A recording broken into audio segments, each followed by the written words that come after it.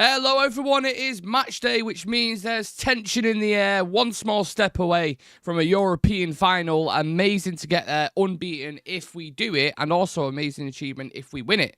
However, we have journalists from the Daily Mail Sport claiming that if we was to actually win the Europa League, it is elitism, and we're going to discuss that, we're going to debate it and look at both sides of the coin.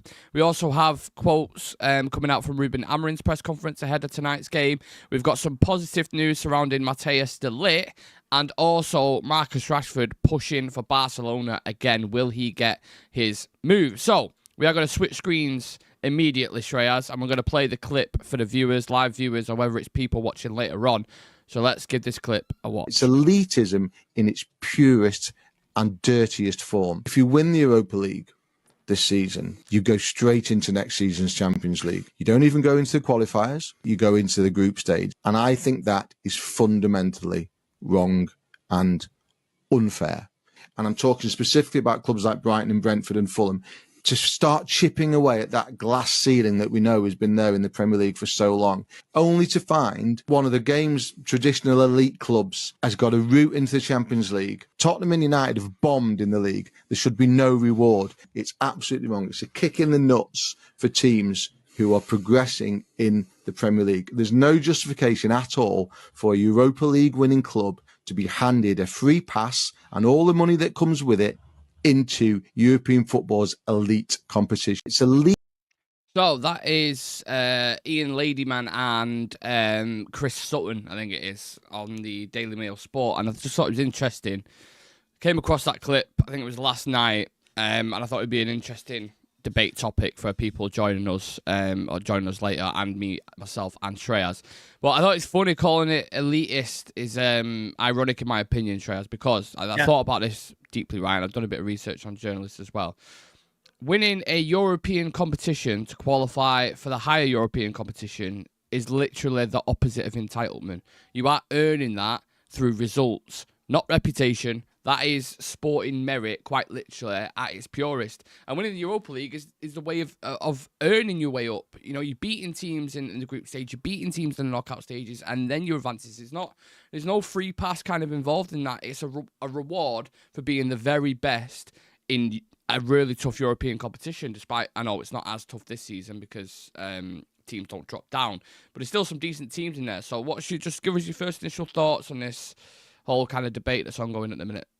I don't think it's elitism because, again, you're still, climbing your way through the ranks to the final by beating teams, through the competition. And if anyone sees our run this season in the Europa League, it was not easy at all. No. Like, if you actually, the game against Lyon wasn't easy. The first leg that we've had against Bilbao, no one saw it coming. Yeah. The game against Sociedad wasn't really easy for us, across the two legs. So we had our way. Porto as well. Porto was a difficult game away. I know they're not in the best kind of things, but it's still a tricky I mean, the first 4 games of the Europa League, and a lot of us thought that we might not even make it to the playoffs or the group, or the knockout stages of the tournament. And we actually had to, fight our way back to actually climb into the top 8 positions and then, move on from there. And same goes for Spurs as well. They're not having a great season, but they are doing their best, in the Europa League. And I think this thing is right now coming out just because United and Tottenham are in it. Yeah. If it was Brighton who was there, if it was West Ham that was there, or some other club that would have been there, this debate would have never come up, because Brighton were in the Europa League a couple of years ago, and they managed to get knocked out, I think, in the round of 16 or the quarterfinals itself. If they would have won the Europa League that season, would they have been saying the same? Would they have been like, oh, it's elitism? It is. I do feel like there's a bit of an agenda here against the bigger clubs. I mean, if you compare it to promotion in league systems, it's like saying promotion from the Championship to the Premier League is elitist. Yeah. No, it's a reward. I don't know why I'm speaking like the Queen. It's a reward structure based on the pyramid and how many games you play in the league. You prove you're the best, beating team week in, week out to get to the top and to get promoted. And I think, obviously, a league and the Championship, let's say it's 30-odd games, right? In the Europa League, you still have to play around 16 games, I think it is, to get to the final. So it's not like a quick kind of qualifier. You play 4 games, you're through to the semis, then it's the final, and like a small-sided tournament. There's nothing to do with that. If you you mentioned a team like Brighton before, right? You look at someone like Frankfurt, for example. Yeah. Frankfurt, when they won the Europa League, they was 11th. Yeah? 11th in the league. They would have never, ever got the opportunity to play in the Champions League had they not won that tournament. And they're in a similar position now to what Brentford and Brighton and those clubs that you just referred to are in. So I don't mind that opportunity for other teams. I'm not just saying it because we're in the final. I think for other teams as well, it's a nice thing, isn't it? What if Bodo Glimt win it? Yeah, exactly. And they the Champions League next season. I mean, it is a reward. And like you mentioned, Frankfurt last season and as well, Atlanta and Leverkusen were in it. Atlanta were the top underdogs going into it and managed to win it. And we actually, got to witness a completely different, side of football in that game. Yeah. So it's not that you're being handed something without, actually putting in the work or without actually doing anything. You're just getting a free pass into the Champions League. You're actually winning an entire competition. The same goes from the Conference League. The Conference League winners make it to the Europa League. So that's how this system is working now. And I've seen teams absolutely, put everything away, like compromise their league standing, compromise everything just so that they can win these competitions and make it to the Champions League next season. So it is I would say, calculated effort from managers as well as teams to make it to the topmost level in Europe. But that's how it works, and that is the way it has been working for so many years. Sevilla has won it and made it into the Champions League on so many occasions when they finished 8th or 9th. And people just used to applaud them for, the kind of performances and the consistency with which they used to win this competition. So I think it's just because, United and Tottenham are in it that they're going about it in this manner. I think you could argue, if anything, it kind of incentivizes teams to take it more seriously rather than treating it like a second-rate trophy, because it's raising the competitive standards, saying you get to get into the Champions League. So think about where we are at the minute, where Spurs are and where United are, how desperately they need Champions League football at the minute. Like, both of them would, bite your head off for it, literally, because it changes the kind of trajectory of the club. It changes the future, especially where both teams are at the minute. We both really, really need it. So the competition, whether it's in the final or semis, is going to be really, really good. And I think you've seen that from the games this season. I think the games have been really, really good as well on top of that. Yeah. So, it's not just this kind of, there you go, you're magically in it. It's really, really difficult trophy to win. Some of the biggest Premier League clubs have never even got far in the Europa League and won it. It's usually kind of the Spanish clubs or the other ones as well. So, I don't know. Do you think they'll ever change this kind of merit system? Do you think the pressure from journalists and media and stuff like that, do you think, because obviously you had the situation with the Champions League, didn't you, where they kind of reformatted everything and they ended up doing it. But I can't see them taking that step away, to be honest. I think when it came to the new Champions League format, it was more directed towards getting more revenue out of the competition and play more games. I think when it comes to the journalist side, I don't think they have as much strength when it comes to, completely redefining UEFA's rules regarding a competition.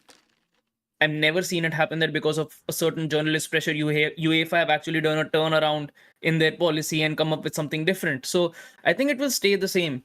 And you never know, example, if Forest end up, winning the Europe, for example, Forest finish 5th or 6th and they go into the Europa League next season and they manage to win it, no one will be saying anything. Yeah, it's an incredible achievement. That's what I'm saying. There is a bias there, definitely, with big clubs, because no one, if Bodo Glimt won the Europa League this year and they got into the Champions League, how on earth can you say that's elitism or that's... Yeah. No, they've really earned the opportunity. They've played really well against being beating Lazio in the way that they did, against some of the teams the way they've been playing.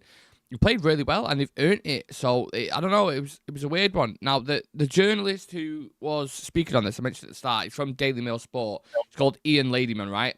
And he's not actually disclosed who he supports, which he's probably doing it for a reason. But he always seems to go on about Brentford and Brighton, and he is from the south. So it seems like there's some sort of saltiness there because they can't quite break up into that mould every year. There seems to be a bit of bitterness for whatever reason. But again, the argument stands, doesn't it? If you're saying it's gatekeeping the Champions League places or whatever it is, they don't finish in the top 4 anyway. Ever, do they? Do you know what I mean? So, I don't know what's the current top 4? Liverpool, Arsenal, City and Newcastle? City and Newcastle, is it? Maybe. Yeah, I think so. So, again, Something they're like all that. considered massive clubs. They're going to get into the Champions League again. So I don't know. I just thought it was a null and void argument, and I thought it was a bit of bitterness. But let's see what everyone else thinks, because I want to get in the comment section. Vincent saying, "So what? How many times it happened with other clubs like this one? It's a tradition. Keep with it." Alex says, "Meant to lose to 3 teams now and counting." Vincent saying, "Plus it's like Bournemouth got into Europe playing football that was struggled to stay up in the Premier League. They wouldn't be able to cope with so many games. They would crack." Chivy saying, "It's the farthest thing from elitism. The Europa League allows teams from smaller European countries without an automatic placement to have a chance to play in the Champions League. It's because it's us." Spot on. Absolutely spot on. Yeah. I'll pin that because you're absolutely correct, Chivy. Alex saying, "Ironically, Sevilla made a habit of dropping down and winning Europa after being poor in La Liga. No one said anything." It's weird, isn't it? It is weird. There's always seems to be a fixed agenda with, and you look at the time that this kind of stuff is coming out, right near a final, right near just before a semi-final where United are playing. These journalists know what they are doing. They know what they're doing, and then they time these arguments and debates very, very well. So us, people like United fans and stuff, they discuss it around it, and then it's exposure, and yeah. It's like also saying, FA Cup winners make it to the Europa League every single year. If Palace win it this year, the FA Cup, and make it into Europe next year, I don't see anyone even mentioning elitism. No. Agreed. I think we can move on from that swiftly, and we'll speak about a man who actually knows football in Ruben Amorims. And there was a quote coming out from his press conference on the game management tonight, because, of course, we do play Athletic Club at Old Trafford. We will be live pre-match and post-match, so make sure you come and join us. And he's saying it's important. It's not the game management, but it's by everybody, again, by the players, by the coach, and by the fans. They have to understand that we have to suffer in this game. What does suffering look like tonight, do you think? I think the word suffering has taken a lot of forms the past couple of years for us. Yeah, the intensity. Sometimes even watching 2-0 losses has been more gruesome than watching us getting beat 4-0. So I think even he knows that Bilbao is going to come all guns blazing in this game. Like from the minute get-go, they are going to be as aggressive as they possibly can be, because they know that it's a very tough task to, mount a 3-goal comeback, and especially at Old Trafford this season. I think for European teams, Old Trafford hasn't been an easy ground to play at. So it is definitely a tough task, and I'm glad the manager is not taking it casually. I think even he knows that, we can't really allow them to, play the game at a fast pace, allow them to actually move the ball around quick. I think, again, you need to completely, disrupt the play. You need to slow the pace of the game down completely, not, allow them to be comfortable on the ball, and just see the game out. I think when it is called suffering, I think he'll be going as defensive as he possibly can. Interesting. And I think so, because I think even he understands that even though we've got decent results at Old Trafford, we've conceded a lot of goals at Trafford, in European leg ties, in the home leg. So, and I think Athletic Club do have that sort of quality in their lockers still, even though they don't have their best players on the pitch. I think they can still, score 3 or 4 goals against us. It is not completely out of the possibility. So I think he's going to go protective, and he's going to go highly alert in this game. Maybe, we see us holding on to a 1-0 loss just so that, we can see it out, because Athletic Club and Ernesto Valverde as well, he's very good when it comes to these sort of knockout competitions, especially in the Europa League. So you need to be at your toes against this team. You cannot give them even an inch of space to allow them to be comfortable and just go for it. Yeah, one thing that Amorim kept mentioning on in his presser, should I say, was the first 30 minutes at their stadium, and how intensely he was pressing, the chances he was creating. And I also think that Valverde knows, and the team knows, that if they go to Old Trafford and they score within the first 10, 15 minutes, game on in it. It's game on straight from the bat. Get an early goal. And listen, everyone's watched United this season. Any team's more than capable of doing that, scoring a couple of goals in quick succession. It can happen within 5-6 minutes. That is just football. Lyon is the prime example of that. This competition is the prime example of that. So Brentford I think just scored 4 against us. Exactly. I think the first half an hour is so crucial in this game. If you get through that unscathed and you start mounting the pressure and getting on top and having control of the ball and not one of the things I noticed, the passing from Dorgu and Ugarte in the first leg, and dealing with pressure, they struggled a little bit. I think you have to be on your toes and you have to be with it. And if you start right, and if you start with the right players on the pitch, I think that's kind of the biggest thing you can do for me personally. That's what I want to see straight from the off. Do you think Ahmad will get a start? I think, Rumours. I think the reason I think he'll start is because, again, we don't have I think de Ligt being out is such a big miss. I think that the moment he, went down in that game, I just had a very strong feeling that he'll not be available, maybe even for the final. And he's a big loss to this team. We'll speak about him in a minute. Yeah. If he does, tuck Mazraoui in as a right center half, he goes with Ahmad on the right, Dorgu on the left, then somehow, make this team going further up. I think Ahmad needs to play this game. At least I would say, don't give him the entire 90, of course, but I think he'll play at least 60 minutes today. I was going to say, because so you start him for the 6th then and take him off, or would you not do it the other way around where you start playing first half?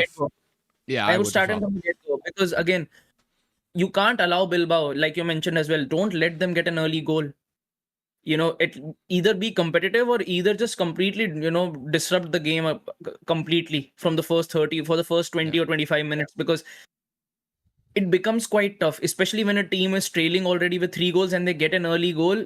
The momentum and morale of the team completely changes. So I think we do need Ahmad in this game because he'll help us stretch the, width of the play. And on top of that, I think moving forward, he'd allow us to hold the ball up much, much better. And we're already at a loss when it comes to options moving forward. I think Ahmad could prove very vital for us. You look at, we've mentioned it so many times, I feel like, in the last 3 days, but we've been reporting it on our Instagram, so check us out for any kind of news post over on there. But we've been mentioning the players that they've got missing. No Vivian, no Nico Williams, no Inaki Williams, and no Sante as well. That is like us having no Ahmad, no Bruno, no de Ligt, which we've not got, basically, anyway. And then like another key player, no Casemiro, let's just say, for example. That would be massive. And we were 3-0 down and we were travelling to Athletic Club. Everyone would be like, we've got no fucking chance. So I just think you've got to simmer him down within the first 10, 15 and you'll be sweet. Yeah. You mentioned Matheus de Ligt before. Now, Amarin give us a positive update on him. He's saying Mata can't play, but the good thing is that it's not a big issue. So he can't play tomorrow. He won't play on the weekend.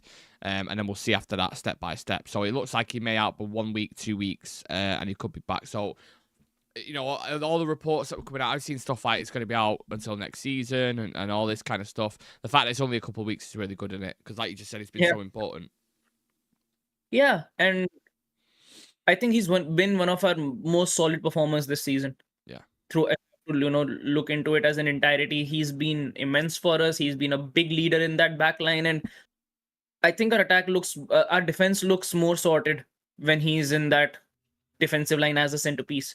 So he is definitely a big loss. But I think moving into next season, if I have to judge our entire team, defense is, the center back departments are the only place where I go, we are still quite all right. We've still actually got some quality. You've got de Ligt, you've got Euro, you've got Aiden Heaven, Lisandro is there, Luke Shaw can, slot in and do a job in that position as well. Mazraoui does an impeccable job as a right center half. So you've got a lot of options to play with, a lot of combinations to actually work with in that defensive line. I think moving forward is definitely something that we need to work on. But I think de Ligt has extinguished a lot of issues, and there were a lot of people who were calling him out just 2 or 3 games into the season that he's not going to be good enough. 40 million, we've overpaid for him and his ability. But right now, that 40 million price tag actually feels like a joke the way he's turned up for us. Can I ask you a question? So with tonight, what back three do you think he will go with? Do you think it will be Shaw as the left side centre half? I think it will be. I think Maguire is definitely going to be there. Euro is definitely going to be. Yeah, but so Maguire and Euro are done. I would personally put Mazraoui in that line. I think Luke Shaw looked way too casual and off it against Brentford. Yeah, and I agree. Maybe you put him on in the second half, but I just don't want any sort of worrying signs when the game just starts. And I think with Mazraoui, we'll be a better unit. You got Mazraoui on the right. You've got Lenier on the left, Maguire down in the center. I think it's a very decent partnership to have. Then you got Dorgu on the left, Ahmad on the right, Ugarte and Casemiro definitely in the middle. You've got Bruno, Garnacho, and Højlund up top. I think that is a team that would not be as prone when it comes to, conceding an early goal. I think if you got Luke Shaw there right now after that performance against Brentford, I'm a bit worried. Yeah, because experience is important in these kind of ties, and it's one of the reasons why obviously players like Casemiro are playing and people like that. But with how sloppy he is, I mean, for the Bournemouth goal, him and Dorgu on that left-hand side were both like, they was the main reason why Bournemouth ended up scoring. And they didn't look connected at all. Yeah, I don't know what it was, sharpness, and maybe you can forgive him slightly because he's been out for a while, but that plays into the point even more that, can you start him again? I think he will do, though, because I think a natural left footer, because he has been in these big ties before. He's played for England, like, obviously in the final recently and semi-final, so he's had that experience. That's why I think he will play. But if he starts like he did, against Bournemouth, you're going to struggle, because he will press the life out of you. I think he is going to start Mazraoui for sure. I don't know which position, though, because will he start him off as a right wing back and put Ahmad on the bench? I seriously doubt it, that he'll put Ahmad on the bench for this game. I think he'd want him to start, not probably risk him entirely, but I think he will start Ahmad. You still don't know the condition with Mount. Maybe Mount starts this game, as there are still a lot of question marks as to how the starting 11 is going to fare up this game. So Menu is definitely another one with a shout who might be given a start. So there's actually a lot that Amorim can work with, but personally, I think he should go with Mazraoui. I think right now Mazraoui gives me more confidence than Luke Shaw does. Whichever way you look at it, even a couple of the players that you mentioned there, like options off the bench is really good in it, because you Mount, Menu, Shaw, if you need to, for all that bit of experience, if he doesn't start, like, you've actually got a little bit of depth in the team. One of the players who started in the last one was Lindelof as well. I wouldn't write him off not starting, because it wouldn't surprise me genuinely if he started the game. But I know he made a really important block. I think it was off the line. I can't remember who it was from, which is great. But actually, again, another one who's, for me, too flaky, way too flaky in whether it's aerial duels, 1v1 on the ball. He's not bad. His ability on the ball, but receiving it and under pressure, he's not great either. So that would give me a little bit of a kind of butterflies in my stomach if I saw Lindelof starting. I'd be like, I don't know about this. But I think with the crowd, with the fact of being at Old Trafford, everything else involved, you've got to advance, haven't you? Surely. Yeah.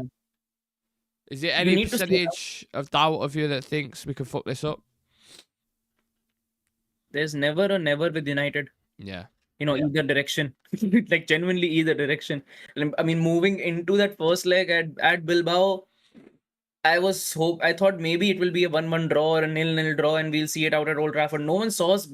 I don't think anyone predicted us to go there and, score 3 goals within the first half itself.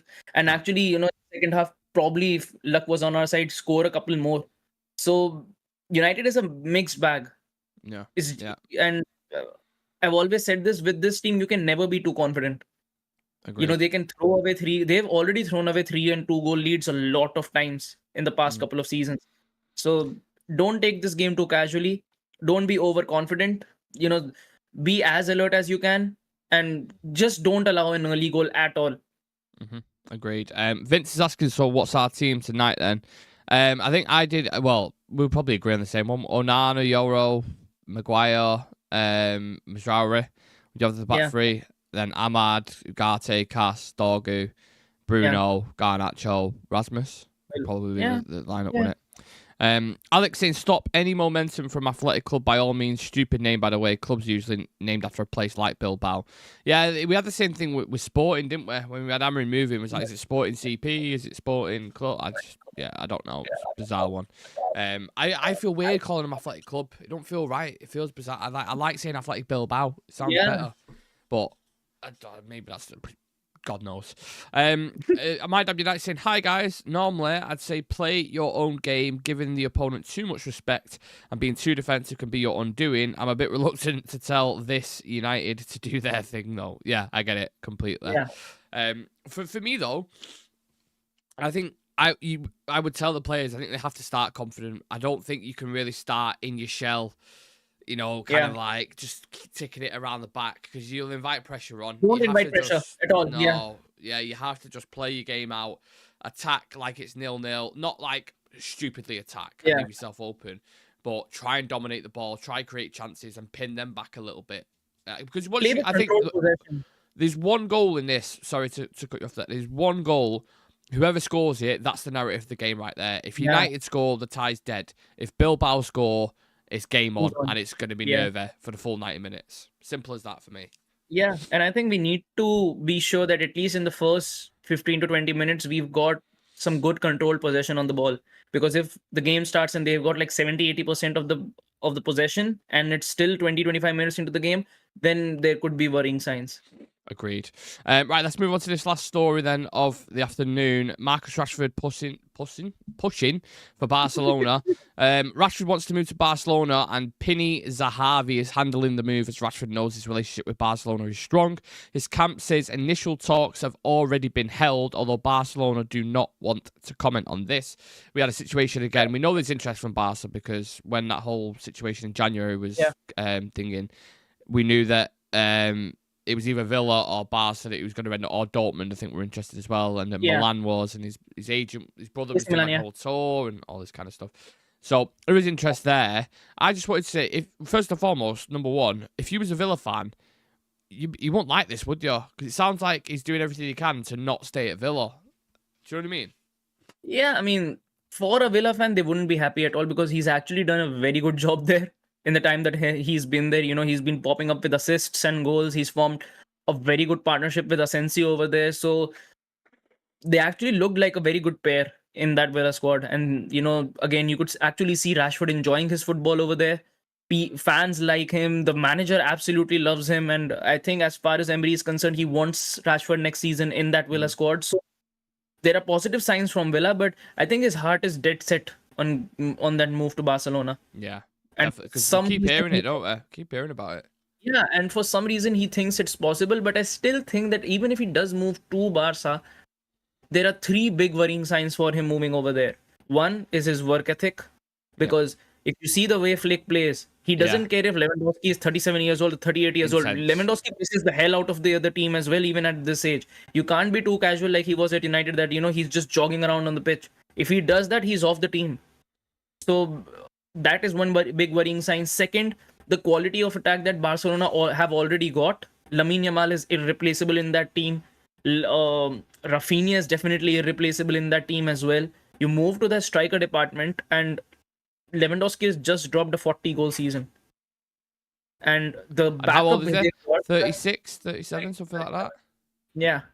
And then you've got Ferran Torres on the bench, and he's somehow popped up with 15 or 16 goal contributions as well. So if he does move there, he's not going to be playing on the wings. He's going to be playing as a striker, and I don't think he's got enough in his locker at the moment that he can, be face-to-face or go foot-to-foot in competition with the likes of Lewandowski.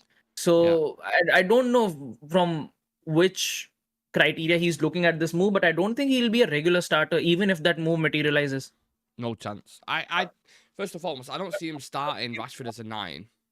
I genuinely don't. I mean, I know he's been playing as a 9 for Villa, but I don't see Hansi Flick making him his main number 9 at Barcelona. I don't see that happening. And then the wingers, both wingers in Rafinha and Lamal are arguably having Ballon d'Or winnings. If they would have got to the final, if they would have won the Champions League, let's say, both of them would have been really strong contenders for the Ballon d'Or, because they're probably going to win the league as well. Or I think they're very, very close to winning the league from the last time I checked. So you've got two really young, tricky, talented wingers. You're not going to displace them and everything they're doing at the minute. Same thing with Madrid. I mean, again, I don't know what's going on with Rodrigo, but Rodrigo and Vinny is the same position. Like, if Rashford was to go to Madrid, he won't get in there either. So it feels like he's forcing it more than Barca at this point, doesn't it? Yeah, he is. And like you mentioned as well, where does he even play in that team? Because they've got world-class wingers in there who are dropping some, I would say, perhaps one of the best performances I have seen from an attacking point of view when it comes to that Barcelona team. And Rashford doesn't fit into that sort of philosophy. Again, high pressing team, highly disciplined team. And on top of that, a highly effective team. I look at that Barcelona team and I don't see any player who's been inconsistent for them this season. Like, even in the midfield, Pedri has been absolutely sensational for them in midfield. Unreal. Dani Olmo has been one of the best players of the ball. smart, intelligent players in it. Like Rashford isn't really one of those creative, intelligent players to fit in that Barcelona mold. For me personally, I just don't see it. Exactly. Yeah. And I think on top of that as well, would Barca be willing to pay 45 million for Marcus Rashford right now? Yeah. I honestly don't see it. I mean, there's obviously, if I get it as a sign-in, it's like if he's going to be depth and an option. Yeah. But it doesn't make sense to me if Hansi Flick wants him as a starter. I just don't see it. So, my damn United saying if Rashford is insistent on Barca and they do actually want him, I hope Ineos don't need the money before deadline day. Not with all the levers they're going to have to pull again. Yeah, that's another thing as well that we didn't even touch on. I'm not sure on Barcelona's financial situation. Weren't there a couple of players that they were struggling to register and they went to court and then they managed to extend it, but then it was Pau Victor and someone else, Danny Olmo potentially, with that whole situation. So I don't know what's going on with that. Surely the Barca board have run out of grandmothers to sell by now. Yeah, well, yeah, one can only speculate, I suppose. Listen, we're going to be live tonight for the game pre-match and post-match, so please do come and join us. Shreyas, just give us a quick prediction before we go. What's going to happen tonight? 4 things. 4 things. We'll score off a set piece. And I think Bilbao will score a goal for sure. I think I can see both teams scoring. Ooh. I see Dorgu getting a yellow. And I can feel it in my bones that Onana will make a mistake. Oh, you have to put that into the air. And just understand it from this perspective. He should do it now rather than in the final. Yes. Do it. Make as many mistakes today. Drop your keys, as the Daily Mail would get a picture of you doing it. Unbutton you, whatever you need to do, just fucking do it. Get it out of your system by tonight, because I can't be asked for no early mistakes or anything like that. And also, don't take to social media would be another bit of advice that saying that, oh, we're definitely through, we're gonna smash him and all that shit. Just, learn from your mistakes, basically. Yeah. Will you be up, awake? What time's the game kicking off in India? 12:30 at night. And are you in work tomorrow? Yeah, I do have work. But I'll still be up because, again, you never know. Besides the game, there are other things popping off as well. Yeah, well, yeah. That's more in the political field, but I absolutely understand that. So be alert all night. But Shreyas is basically just going to be awake. He's just no sleep whatsoever. Loads of monster cans and grind through it. So yeah. Look forward to it. Really look forward to it. Can't wait for the game tonight. And hopefully we can say by the end of the night we are in the final of the Europa League, but we've got to put in a competent performance first. See you guys. Can't speak. See you guys tonight, hopefully, for the pre-match build-up and post-match. Thank you very much.